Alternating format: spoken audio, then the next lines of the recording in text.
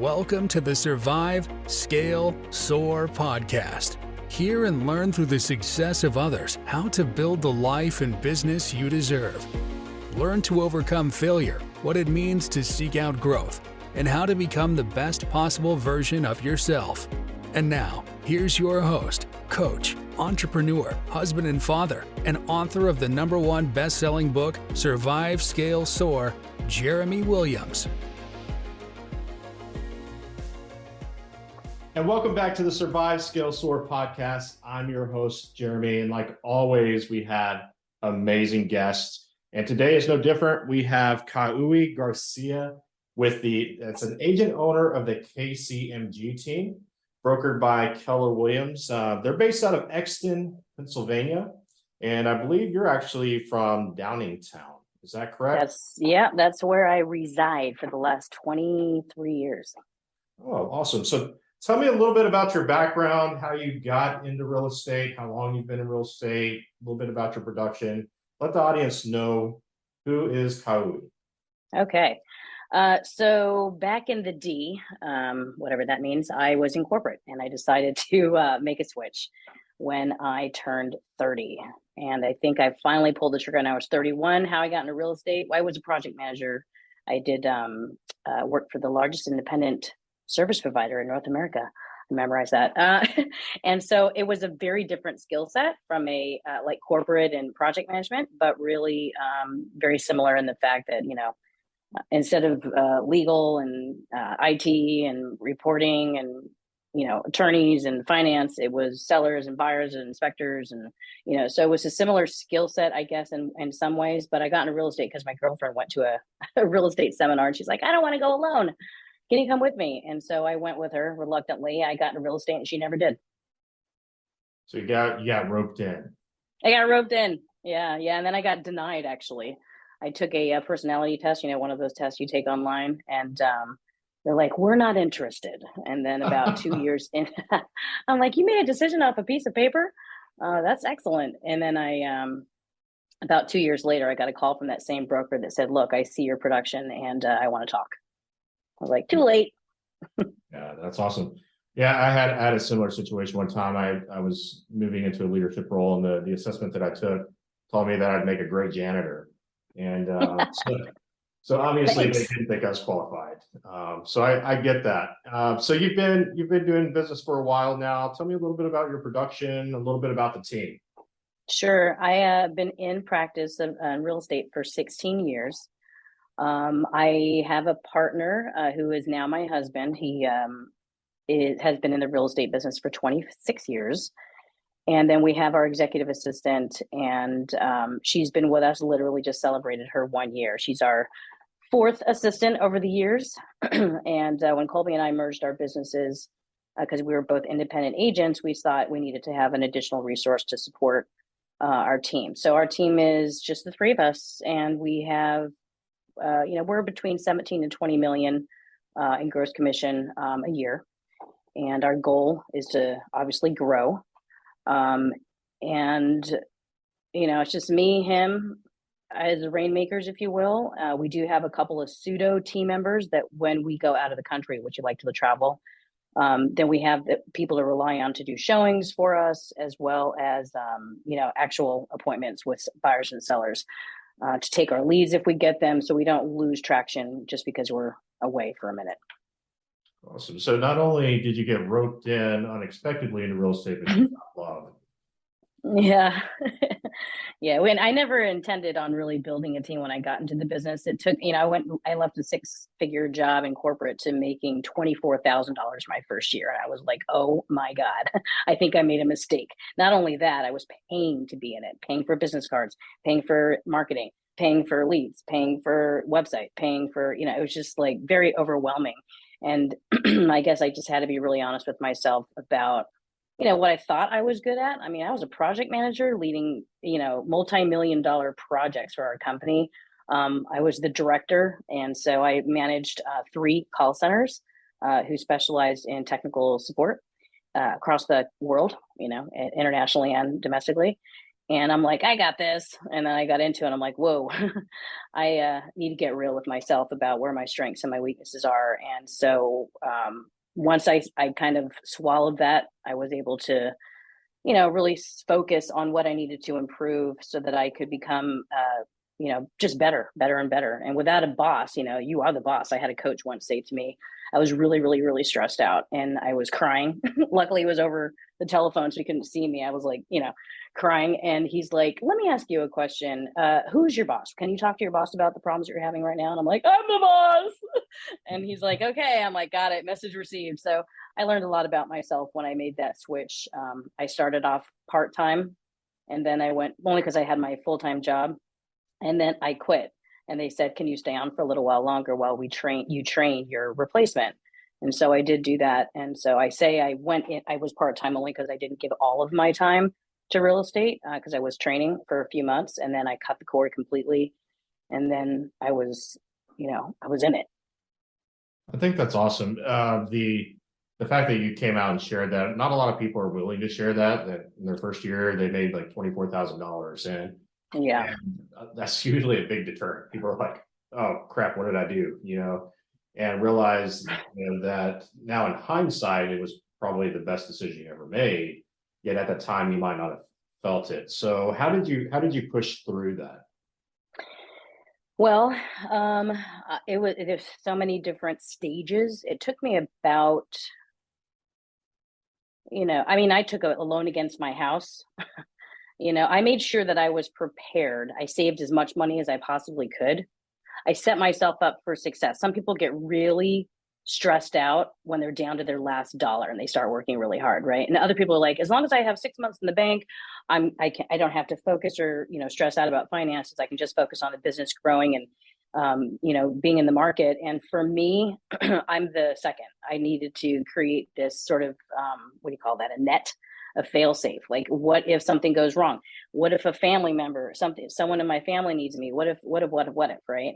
So for me, that's what I ended up doing to kind of create that security, if you will. And then I remember the day actually, because I took a picture of it on the loan amount that I took out from my house. I had more than that in my bank account years later. I thought it was a great. And I know, I was like, oh my God, I did it.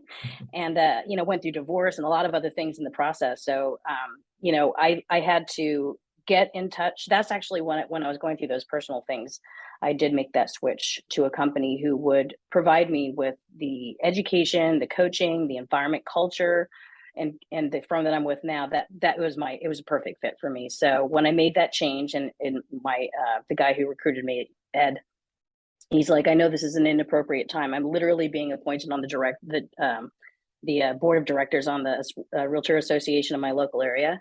He's like, I know this is an inappropriate time, but I'm going to ask you, can you finally come over to meet with me at Keller Williams? I'm like, yes. And I was ready. to and that's when everything really started to change for me, honestly, just surrounding myself with the right people. I didn't need to reinvent the wheel. They had so many tools and proven systems.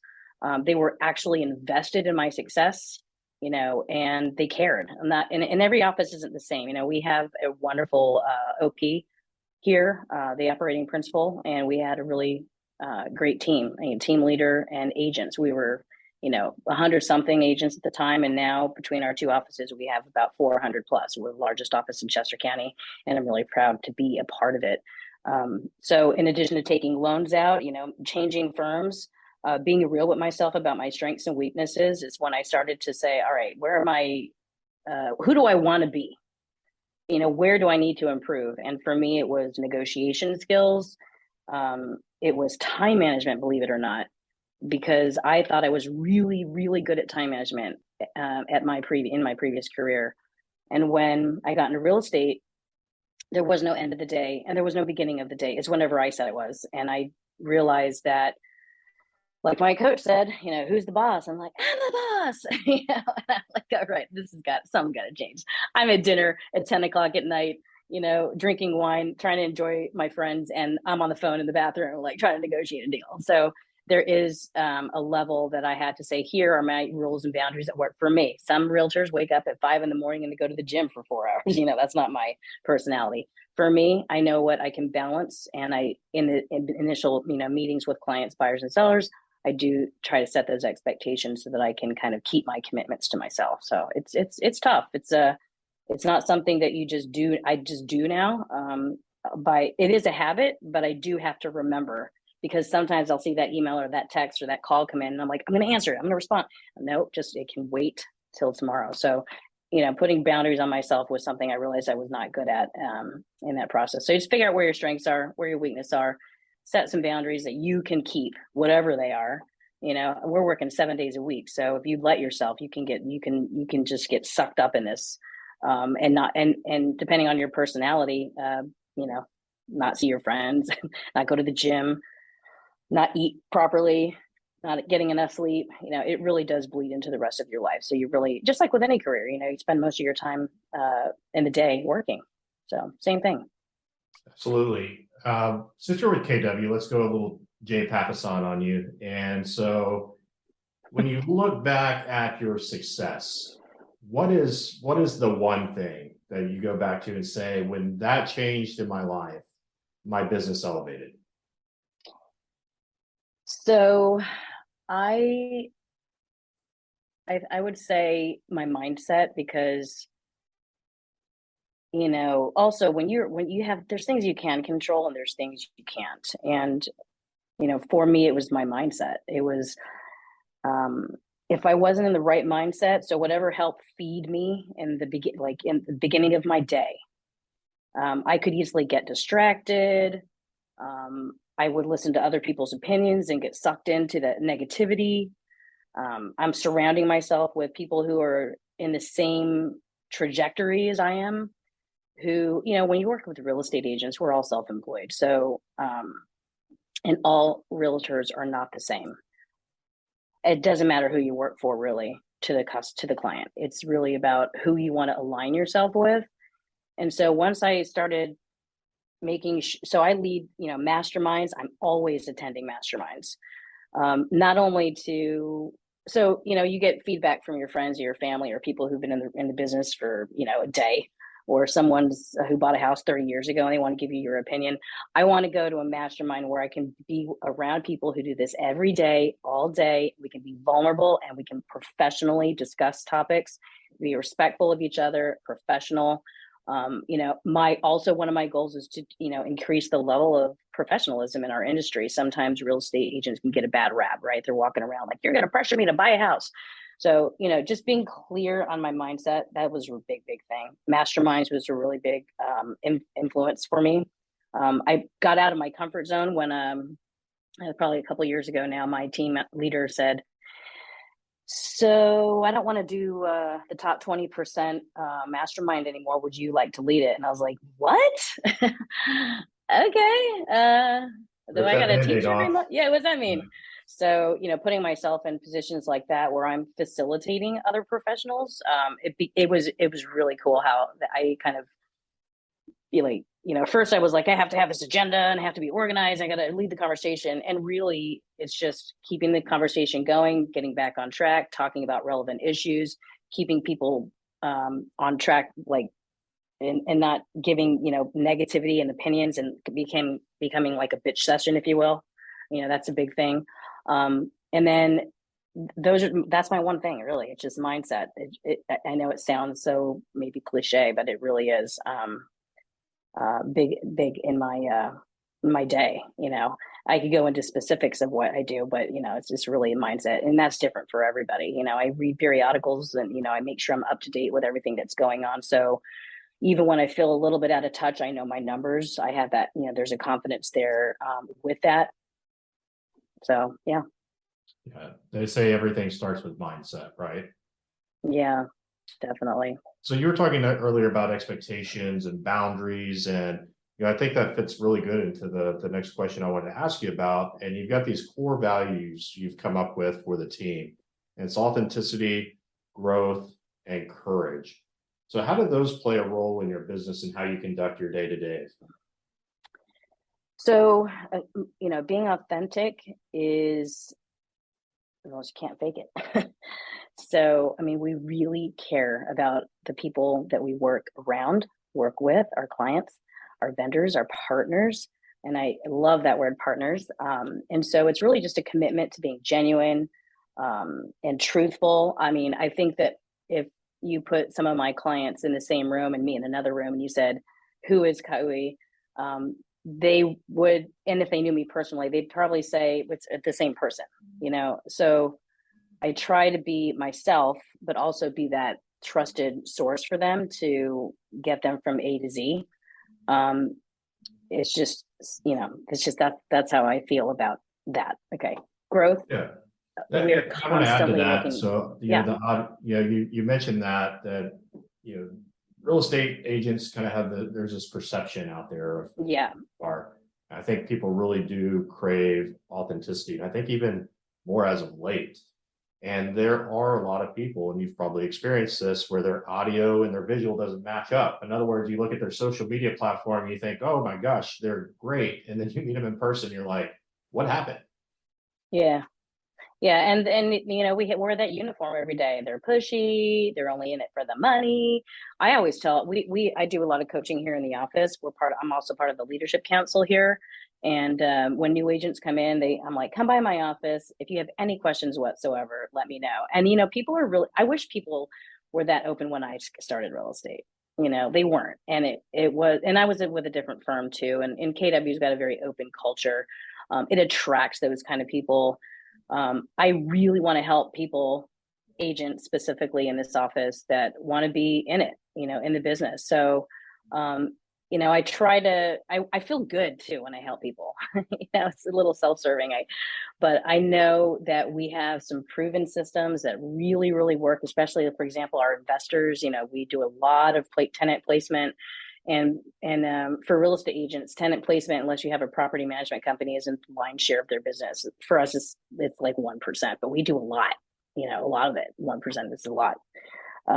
And so we have a proven system. They come in, they're like, how do you do it? I'm like, the whole goal is that you don't have to have a property manager on when we're done.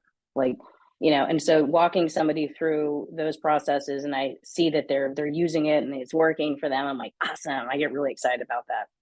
That's very cool. All right, tell me growth and courage. So growth, both, in our personal life and our professional life. I know that the folks here at this office you're familiar with KW's, and we're always looking to grow. There's education every single day in the training room. I'm up here. I'm a part of multiple, book clubs that we've started here. I have one with my team right now. We're reading Building a Story Brand by Donald Miller. We're changing up our marketing, if you will, and our story. We're trying to articulate it. Not like, hey, I sell real estate. It's a great book. Everybody knows a realtor. It's a great book. I'm only like chapter 5, but every week we go through it and we discuss our takeaways, and now we're getting into the exercises. So, both in our professional life and in our personal life, I'm always looking to grow. I get bored, and I see some people who think they know everything, and they're not very fun.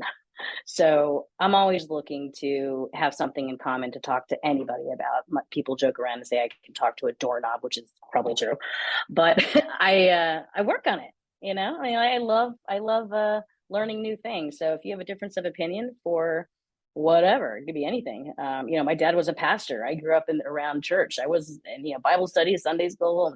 I was the one recording him doing his sermons and blah blah blah. There's always things to learn. I have a set of beliefs. You do too. Let's talk about it. I'm always looking to learn. That's awesome. What about courage? So that courage to me means just doing the right thing, even if it isn't easy. Being afraid and doing it anyway. And sometimes that's hard. I guess it's just got to be the right thing. You just do it anyway. Have that conversation. And I have a business life coach that we see on a weekly basis. He's not like your typical coach where he's like, how many calls did you make? How many appointments did you set? He's more like, it's truly life. I think he calls his company is Abundant Life Coaching. And he takes a different approach with us. And one of the things that we've had to do over the years is, have some really hard conversations, both with staff and with clients. And so, a lot of that conversation is because we care. We have to present it that way, not as a criticism or anything like that. And I think that, man, if people did that more often, it'd be really, really cool. It's like, if there's a conversation you need to have, I'm thinking of specific examples, but I could talk for like 5 hours. So, when something goes wrong, let's say for instance, I'll give you one example. A employee of ours reduced a house accidentally by like $500,000. Right? We're like, what? We meant 50,000. Oops, extra. No. And so we had to pull them in, and we said, tell me what's going on. We want to figure out what's happening. And it really turned out that it was way bigger than we thought.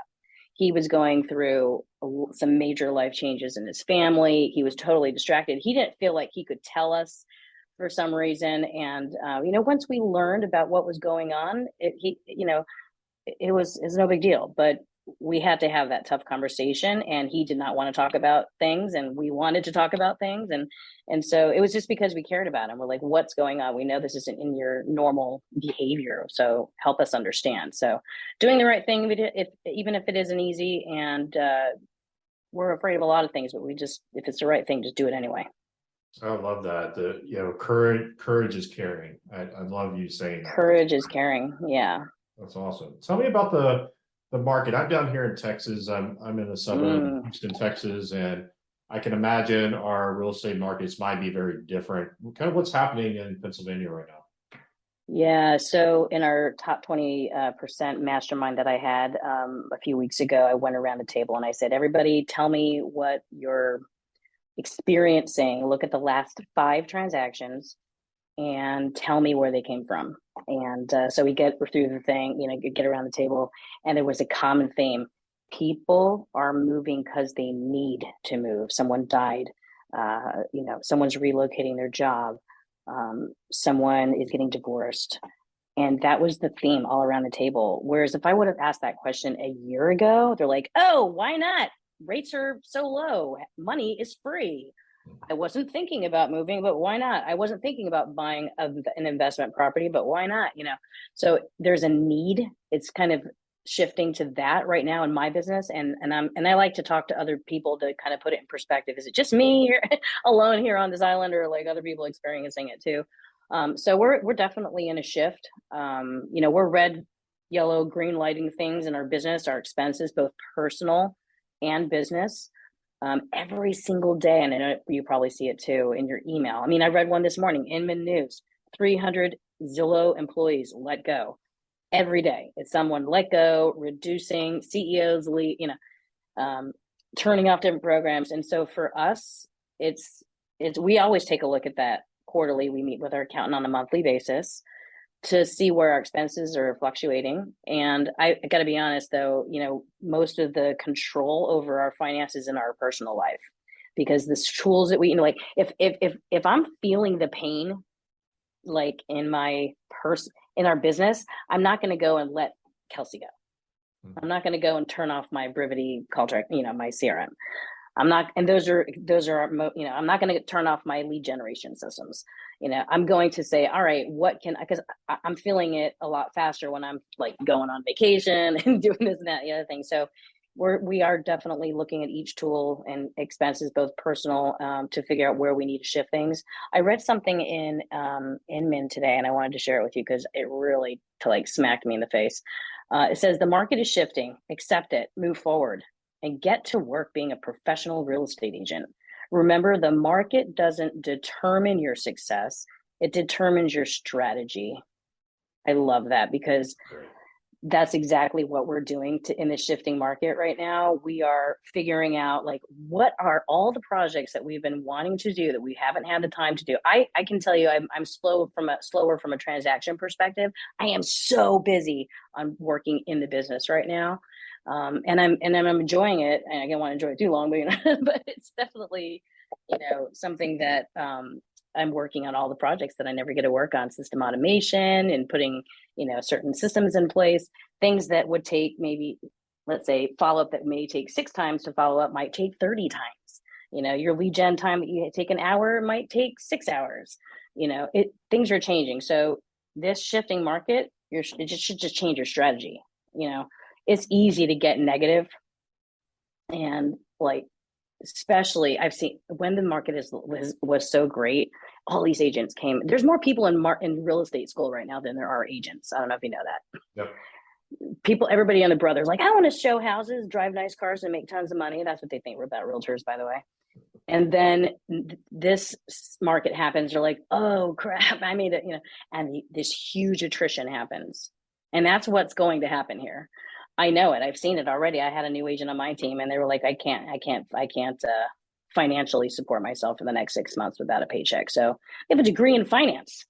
Mm-hmm. So they went to go work at Vanguard. It's not an easy business. It's fun. It's not a simple business, rather. No, I guess it's not easy. It's neither. You got to really commit. Simple, to not it. easy. Nothing to wire. Yeah, I mean, I guess it is simple. Sometimes it doesn't feel simple. Yeah, but while there's opportunities still out there, and so what I'm seeing is a lot more investors are coming up out of the woodwork. People are, stepping back on the sidelines, like, oh my God, rates are so high. It's not a good time. And I said, you know what? Everybody's stepping out on the sidelines. So maybe you should step forward, because the average mortgage life is 6 years. And, think about how many times, Jeremy, you've refinanced your house, right? Yep. I think mine is 4. I've lived at my place for 24 years, 23 years, something like that.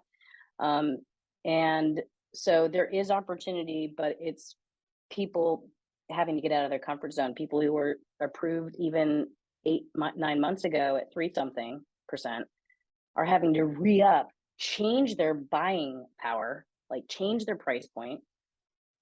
And mortgage companies are coming up with all these programs to help ease people into a mortgage rate, buy downs, temporary, permanent, to make it a little bit more palatable. So that's what I'm saying. I look at it as 2008 to 10 was when we had our big market shift here. And that's also the time that Keller Williams, which is the company I was with at the time, went from number 7 as a company to number 1. And so, I share that with I love that you said that. Yeah. I share that with my coaching clients, because I want them to look at the opportunities that are in the market, because people are always going to move, and you're going to have a lot of people that run to the sidelines. It always happens. They'll come back in when it's good, but that market share that you get in this time is never taken away. Like, it just gets bigger and bigger. So, to me right now is an opportunity time, and maybe people are making decisions. They're moving because they have to, yet they're still moving. There's still transactions going on. You're probably going to have to double up on your lead generation. You're going to have to go, if you're knocking 20 homes for an open house, you might have to knock 50 homes for an open house. And I think it's about going back to work. Yeah, and even the lead generation systems that we pay for to get buyer and seller opportunities, they are drying out. So what we are doing right now is really building partnerships with the people that refer us business all the time. We have the largest source of our business is referrals, past clients, partnerships, vendors, people that we already know.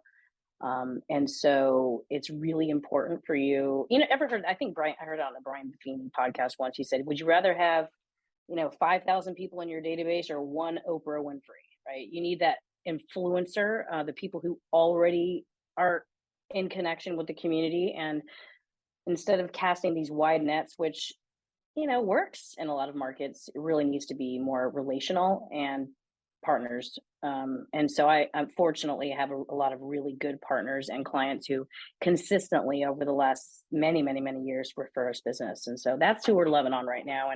And just because somebody buys a house now doesn't mean that they're not, we want to stay in touch with them always. We are always in communication. We just had dinner with one of our clients on Friday night.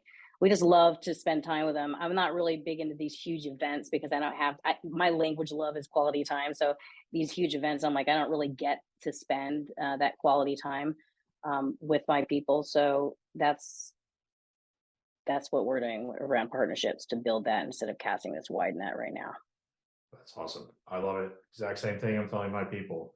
So, Ka'u'i, somebody wants to move to Exton, Downingtown. Give me the area that you serve and how can people connect with you, whether it's about buying a home or maybe they're sitting here and they've heard our conversation about how now is an opportunity time in real estate and maybe they want to talk to you a little bit about KW. How do they get in touch?